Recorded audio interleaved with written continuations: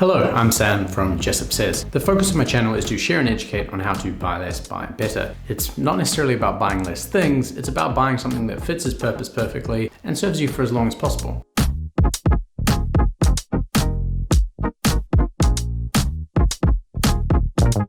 The buy less, buy better lifestyle is excellent in theory, but when it comes down to it, it's hard to know where to actually start. If you're still at the start of your journey, it would seem logical to go back and watch my sock video, which was the first video that we started with when approaching this kind of lifestyle. But if you're well on your way, then welcome to part 3. Today we're talking about shirts. I thought about doing this in 2 parts, but ultimately I realized that for me, there aren't really all that many types of shirts that I actually wear. So let's get into the clothing that we arguably wear the hardest out of all of our clothing, meaning that it's tempting to want to skip and find a cheaper alternative because, we burn through them so often. But with cheaper comes compromise in the fabric, fit, and ultimately the comfort of the thing that you're going to want to wear every single day. So where do you begin? What do you look for? And what actually classifies as a shirt? Well, today we're going to be talking about t-shirts, rugbies, polo shirts, dress shirts, and athletic shirts.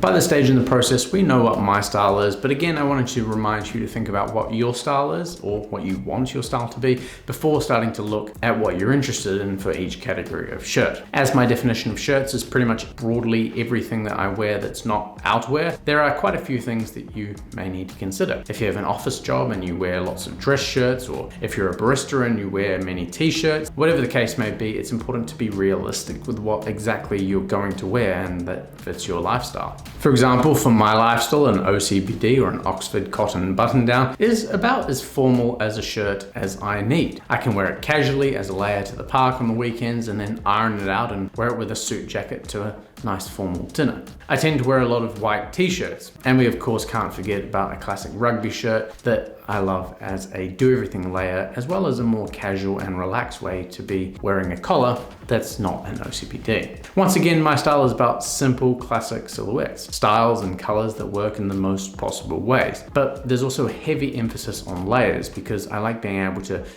drop one layer off down to a t-shirt when I inevitably get too hot. So let's start with the thing that everyone wears, be it every day, just on the weekends. We all wear them and we probably wear them a lot, and having a good quality and comfortable, well-fitted t-shirt makes a big difference to our life. I don't want a t-shirt that the fabric gets all baggy after a lot of wear, or it fades really dramatically, or the fabric gets see-through and starts perishing, or the seams get all puckered up. I want a shirt that's built to last and a fabric that's not only super comfortable and breathable, but I also want it to look the way it does when it's new for as long as possible. It's a lot to ask, but is it really when you're wearing them every day like I typically am? First off, let's talk about fit, because it is absolutely crucial to get the right fit for your body. A well-fitting t-shirt or shirt can instantly elevate the look, whereas an ill-fitting one can make you look sloppy or unkempt. When trying on shirts, pay attention to how they fit across your shoulders, your chest, and of course your waist. For me, I want it to be fitted or just off the shoulder, and by that I mean that the end of the shoulder seam, which is just here, sits either on my clavicle there or slightly off my clavicle like this rugby does. This means that the roll of my shoulder, just here, fits nicely into the head of the sleeve, just here. So it makes me look like I've got nice round shoulders, and it's actually comfortable because my shoulder is round and it fits into the head of the sleeve. For me, through the chest, it typically ends up being somewhat tight on me, so I make sure that the part in between each pec, as in just here and here, isn't showing too much stretching. And across the back, I ensure that there's room for me to swing my arms around wildly if I need to. I also want the cloth to drape from the sort of chest point downwards, presumably to a tucked in position at the waist, making sure that the shirt doesn't look too boxy, but also doesn't look too muscular or make me look too fat. Remember that everybody's body type is different, so it's important to find a shirt that fits for your individual proportions and your body type. If you're unsure about the fit, don't be afraid to try on a bunch of different sizes, consult a tailor for alterations if you think that's right, but do work towards finding a fit that you feel is right for your body, your style, and of course your proportions. With the right fit, any shirt that we discussed today is going to be stylish and a comfortable addition to your wardrobe.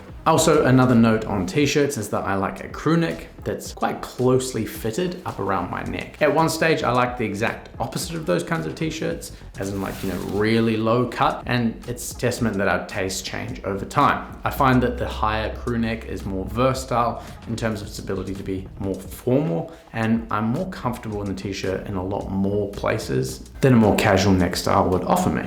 Talking about materials, when it comes to t-shirts, you cannot go wrong with cotton. It's breathable, comfortable, and easy to care for. I look for something that feels thick, but not too thick, that it's like a stiff feeling fabric. And I also don't want any stretch materials in there because cotton sort of stretches very, very well on its own. And those other materials, they just end up losing their elasticity over time. And they, to me, are what make the shirt look saggy and sort of not that ideal over a lifetime of a t-shirt.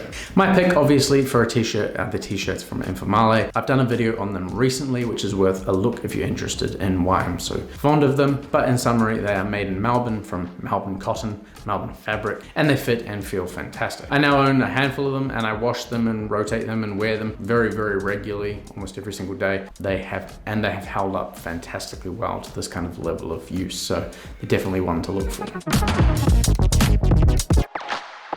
Onto what I consider a staple garment, but unless you're in your 60s or your late 60s, you probably won't agree with me, which is of course the rugby jersey. Rugby jerseys are a great option for anyone looking for a sporty yet sophisticated look, and to me they're pretty much an underrated garment, as they're an amazing option for a sort of coldish day where you want to look put together but not too fancy, much like today. They all have the classic sort of details like a shirt collar, a placket, some buttons, sleeves with cuffs of a sort, but they're made from a much thicker cotton fabric, and they're designed more like a polo shirt than a shirt. A rugby is another do-it-all garment for me, and it can be worn over a t-shirt to keep me warm, both tucked or untucked, or it can be worn by itself, or even over an OCVD. The thickness and softness of the cotton on the pairs that I own make them really, really comfortable, really, really breathable, and once again makes them very easy to wear. When it comes to rugby jerseys, fit is once again a key. You want the jersey to fit snugly without being too tight, and you want it to fall neatly around your torso, so it's important to try it on with a bunch of different layers if you're going to use it as a layer to ensure that it fits in both situations, both by itself and as a layer. As for colors and patterns, rugby jerseys offer a lot of variety. Classic colors like navy and white are always popular, but don't be afraid to try bolder colors like green or red. Stripes and other patterns can also add some interest to your look, and I'm currently looking to expand my collection of rugby jerseys, so please leave a comment down below if you think that there is a brand that I should be looking at and trying out. For the meantime, my current favorite are of course these ones by Rowing Blazer, the rugbies that I've had for a few years, and they are in heavy rotation, and they're actually in heavy rotation in all 4 seasons. As a pullover with shorts to the beach, or as a layer like today under some outerwear for a sort of colder day, I find myself constantly grabbing one and wearing it. My green one, again wearing it today, gets a lot of wear and more wear than my red one because it turns out my wife hates the color red, so I'm looking for a navy or another green one to add to the collection.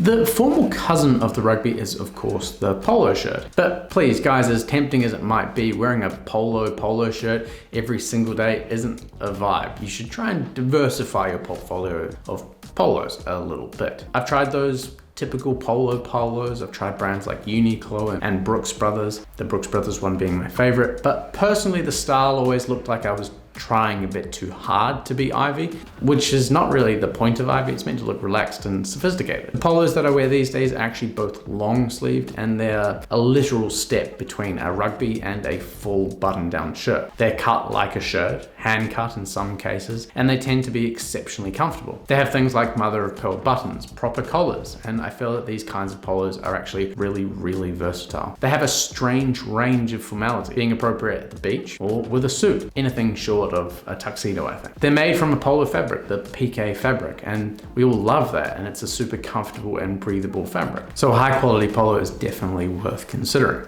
As for the fit, it's very much similar to the t-shirt. You want the shoulder line to fall at the edge of your shoulders, having a nice clean across the chest, and you don't want any pulling across here. The arm, because it's a full sleeve, you don't want any pulling. You want it to feel really nice and to finish at the wrist. and obviously you want it to button up nicely. The body should fall just below your waistline so that you can tuck it in without having any issues. And of course, most importantly, the collar should lay flat against your neck, nicely round here without any puckering or gaping. The collar is a very important part of a true good quality polo, so you really want to make sure that that part fits really, really nicely. The collar should also have sufficient stiffness to stand up on its own without flopping over if you're wearing it with a suit. When it comes to versatile colors for polo shirts, there are a few classic options that can be worn with a variety of outfits and occasions. For a classic choice that goes with just about anything, and it can be used as a sort of substitute for a classic white shirt, a white polo can be dressed up and down, and it's a perfect combination for a crisp and clean look. Navy is also a great alternative to a black, as it is a less harsh and more versatile color. Another classic color that pairs well with dress pants or jeans is of course gray, which is a fantastic option, but for me personally, I tend not to choose it because I end up just sweating through it. As for the polo that I choose, it's of course the one from Informale. I find the fabric is insanely breathable and comfortable.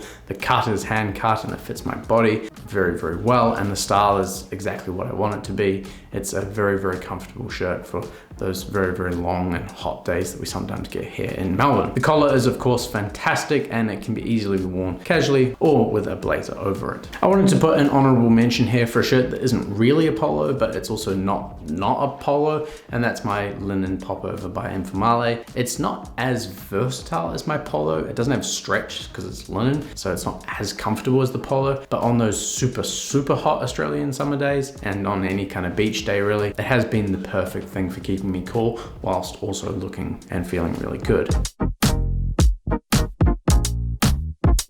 Now we get into dress shirts, a category that spreads just about every shirt that's got button down at the front and has a collar on it. I've tried a lot of different ones from brands like T.M. Lewin, Spirit McKay, Peter Jackson, Charles Turret, and what eventually became my favorites were actually the Brooks Brothers ones. That was when I was wearing a shirt every single day for business purposes, but these days I tend to just wear a t-shirt or a rugby, so I have a much more simple collection and much less shirts to rotate between as they don't get as much high wear. For me, this means that I have a simple collection of classic things that I can use in the biggest variety of ways. I don't really want to own a shirt for every different time and different event that I need a shirt. I want one shirt that can be worn with jeans equally as well as worn with a pair of wool trousers. When it comes to dress shirts, there are a few classic colors that are versatile and appropriate for a variety of occasions, but in saying that, if you're wearing a dress shirt every single day, don't be afraid to try things like pinks and purples, stripes and checks. Keep it classic and simple, but when you have to wear a shirt every single day, you don't want it to be a boring shirt. So use it to add a bit of excitement into your day and into your life. If you're not wearing them every day and you just want one or two that can be worn in pretty much every occasion that you can possibly do, then it's pretty clear that you want to start with a white shirt. The second shirt should probably also be white, followed by a third shirt, maybe in a powder blue, maybe with a vertical stripe if you are so inclined. That's probably where I would start, and that's actually the collection that I currently have. 3 white shirts, a powder blue shirt, and one with vertical stripes down it. The others I actually recently gave to my brother, who wears work shirts all the time, and I just thought, well, they're going to be much more worn and much more well used by him, so he's very happy with the collection, and I'm very happy that my collection is being worn. As for my pick here, well, it should be no surprise to anyone who's watched the channel before that it's the Informale OCBD. It's the single most comfortable and most versatile shirt that I've ever owned, and actually now my wife owns one too. And out of all my shirts, it does the best job of going from a sports shirt to a dress shirt, in big part due to how lovely the shirt looks when it's ironed. More than any of the other OCBDs that I've tried, it has a really classic and classy aesthetic. When it's all perfectly nicely pressed, it looks like a proper dress shirt. It has all the details like mother of pearl buttons, the classic collar roll, and a great fit. It's a truly great shirt, and one that I really believe that could do it all if you just had to buy one shirt and you wanted one shirt to do it all.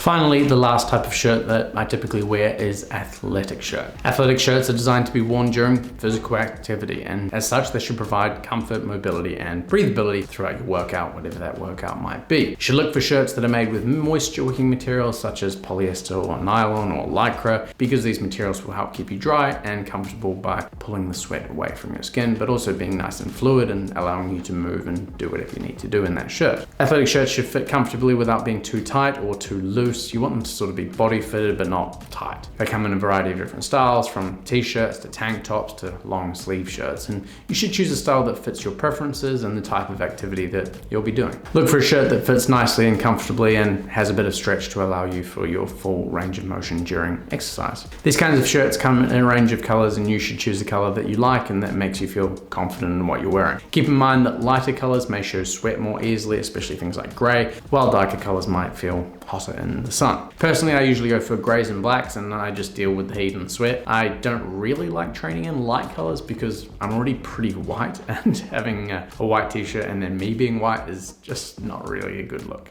As I said in the recent trousers video, I've been a huge fan of Lululemon for a long time, and up until recently I've had no reason or need to consider another brand. Sadly, the last 2 shirts and a pair of shorts that I got from there have started to wear and perish a lot more quickly than the original stuff that I've had from there has, and it's led me to look for another alternative. Though admittedly, in the meantime, I had a Lululemon voucher that I went and spent on a new Lululemon shirt, and when I was in store I sort of tried them and felt them, and actually I didn't really like the feeling of the new material that they're using, and the cut sort of wasn't very good on any of the new ones, but I did eventually find the Dry Sense short sleeve shirt, and hopefully, I'm really hopeful that that does last and hold up as well as my original ones do, but I can already tell that it probably won't. Anyway, I'll probably do a review on that particular garment at some point in the future if people are at all interested. I also have a shirt from a made in Sydney brand called Jack Acre. It's called the Cascade shirt, and I've owned it for a while now, and it's sort of been in a more light rotation because I find the fabric actually too nice, if anything. It's sort of a beautiful, lightweight and stretchy material, and for some reason on a cooler day, I don't really like that. It's almost like it's too breathable, it's too moisture resistant, or too sweat wicking. I'm not really sure, but on a super hot day, it's insanely comfortable. Anyway, I have to shout out Jack Acre and their shirts and shorts and everything they do, because it is a truly incredible shirt with like a really amazing material, and I'm gonna have to wear that one more to get to understand my thoughts about it in a bit more detail before possibly making a review. Remember that with everything, the fit is crucial. So take your time to try on different sizes and consider consulting someone who you trust, or even a tailor, to make alterations if you think that it's necessary on anything that we've talked about today. Cotton is a go-to fabric for pretty much every shirt, and it's an essential fabric because it's breathable, comfortable, and easy to care for. Basically what we're looking for when we're looking for a high wear garment that shirts and t-shirts and all of these things are going to be. With these tips in mind, hopefully you'll be well on your way to building a wardrobe that's both stylish and functional, and it should last you and be built to last in a way that's longer than the mall brands might be. Next week we talk outerwear, a great topic and probably the most fun topic for me in terms of menswear other than maybe shoes. Anyway, that one's coming too. Thanks very much for watching, links are in the description as always, and I look forward to seeing you all in the next one. Cheers.